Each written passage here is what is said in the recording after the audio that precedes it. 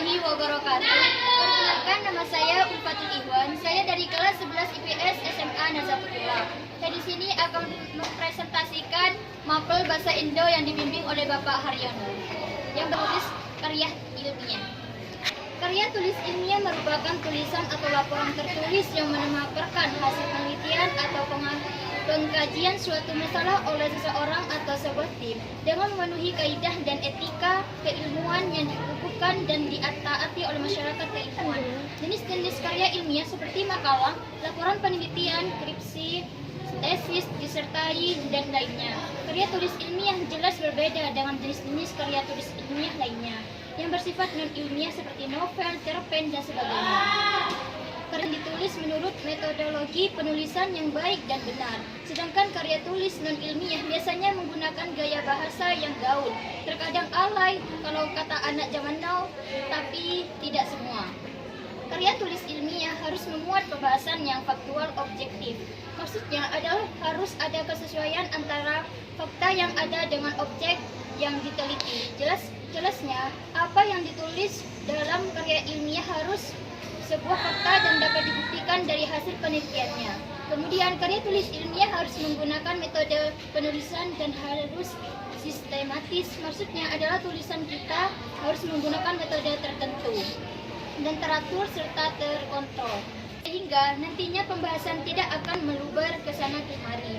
Karena berbeda dengan karya tulis ilmiah non-ilmiah yang lebih bersifat bebas, karya tulis yang bersifat ilmiah memiliki kerangka penulisan dan aturan penulisannya tersendiri. Berikut akan dipaparkan tentang kerangka karya tulis ilmiah.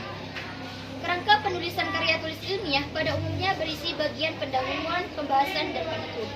Yang pertama, pendahuluan berisi A. Latar belakang.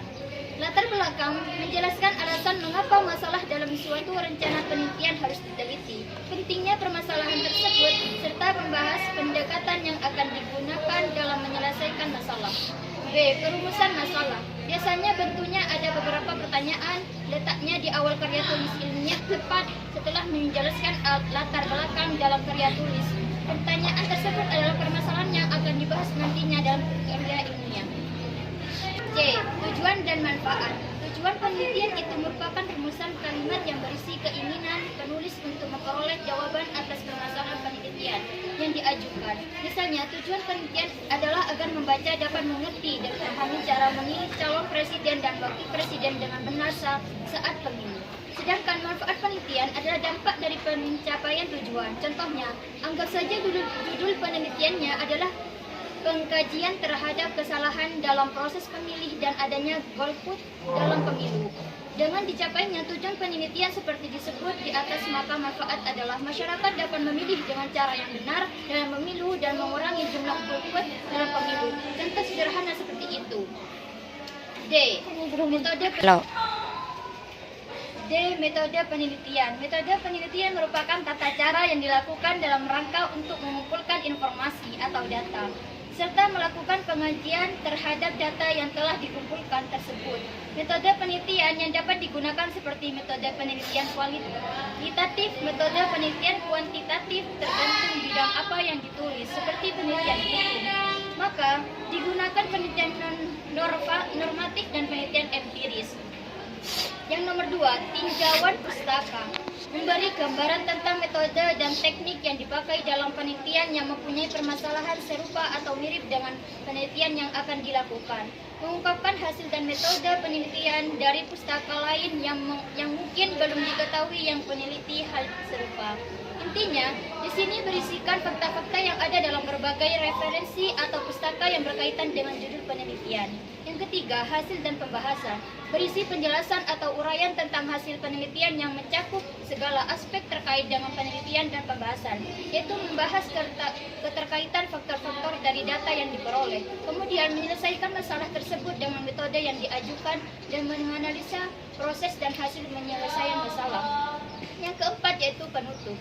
Yang pertama, simpulan. Biasanya berisi jawaban dari rumusan masalah, yaitu hasil penelitian yang diuraikan dalam pembahasan yang diambil intisarinya sebagai sebuah kesimpulan. Yang kedua yaitu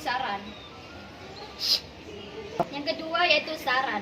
Dikemukakan dengan mengait temuan dalam simpulan dan usahaan penyertakan jalan keluarnya. Bagian-bagian yang disebutkan di atas merupakan bagian-bagian inti saja dari kerangka karya ilmiah.